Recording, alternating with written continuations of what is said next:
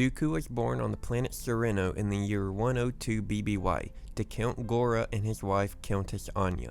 At a very young age, Dooku's force abilities began to develop and show themselves, which frightened his father, who would even consider his own son a freak. The Count would contact the Jedi Order and wish for them to come and take Dooku away from him. Instead of waiting for the Jedi Seekers to arrive, Seekers being Jedi who search the galaxy for Force sensitives, Gora would leave his son outside of the palace along the edges of the forest. Fortunately, before Dooku could freeze to death or be eaten by any outside creatures, the Jedi discovered the boy and took him back to the Jedi Temple on Coruscant. Dooku would be raised at the temple around the same time period as younglings such as Sifo Dyas, who we of course know from being mentioned in the prequels as well as other media and books as well. Dooku strived for excellence and worked hard to surpass the talents of his peers. He would even separate himself from the other younglings, although Dooku would become friends with Sifo Dyas, who we've already mentioned. In 86 BBY, Dooku completed the trials and was selected by Yoda to be his apprentice. At one point, Dooku would accompany Yoda as well as other Jedi to Sereno for the Galactic Festival being held there. It's here that Dooku would inadvertently learn of his history when he had a confrontation with his father who he didn't know about at the time. Yoda would be forced to reveal the truth to the young Jedi at how his father abandoned him all those years prior. Although Dooku was unwelcome by his father, he was able to eventually get to know and remain in contact with his sister Jinza. Upon returning to Coruscant, Dooku threw himself into his training to vent his frustrations at his father, and even wondered what his life would have been like had his father not turned him over to the Jedi. In around 85 BBY, Dooku's faith in the Jedi Order would begin to be shaken. Sifo Dyas had a vision of a dangerous solar storm hitting the planet Proto Branch. Dooku supported the idea to warn the planet of this potential event.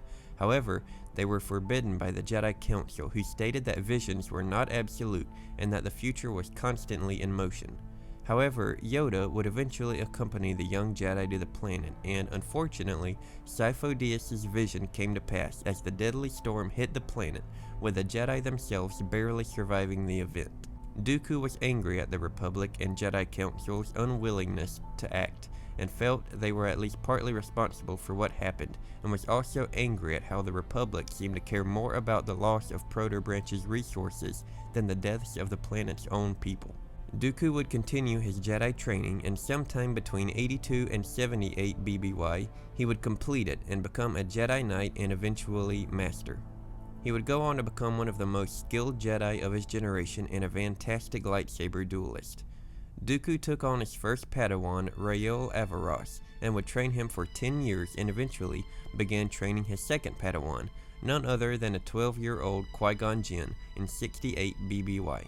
Qui-Gon and Dooku would have many missions together, and Dooku would teach his Padawan well, and Qui-Gon would of course become a great Jedi himself. Over time, Dooku would grow to become more and more frustrated with the Republic due to its corruption and the Jedi Council at how political they had become and felt they were too connected to the government. In 42 BBY, Dooku was introduced to the Senator of Naboo, Sheev Palpatine, who of course, unknowingly to Dooku at the time, was the Sith Lord Darth Sidious. Shortly afterwards, Dooku went home to his homeworld of Sereno after learning of his family and heritage years earlier. His sister Jinza reached out to Dooku for help, and he found himself caught in the middle of an invasion of Sereno led by Dooku's own brother Ramil, who wished to turn the people against the Republic. However, in the battle, Dooku would kill his own brother. This would lead Dooku to reclaim the title of Count, and would also come to possess his family's fortune. Feeling that the people of his homeworld needed him, especially after what his brother had done, Dooku decided to leave the Jedi Order to lead Sereno as Count Dooku. Dooku informed his master Yoda of his decision, and while Yoda was saddened, informed Dooku that his decision was respected among the council. Yoda would even allow Dooku to keep his lightsaber after Dooku attempted to turn it over to his master.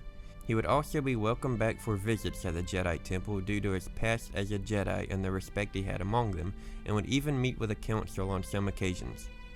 I do plan to make a video of Dooku's turn to the dark side and allegiance with Sidious and the Sith, but for this video I mainly wanted to focus on his life as a Jedi. So until then, I hope you all enjoyed this one, I appreciate you watching, and I will see you soon in the next one. May the Force be with you.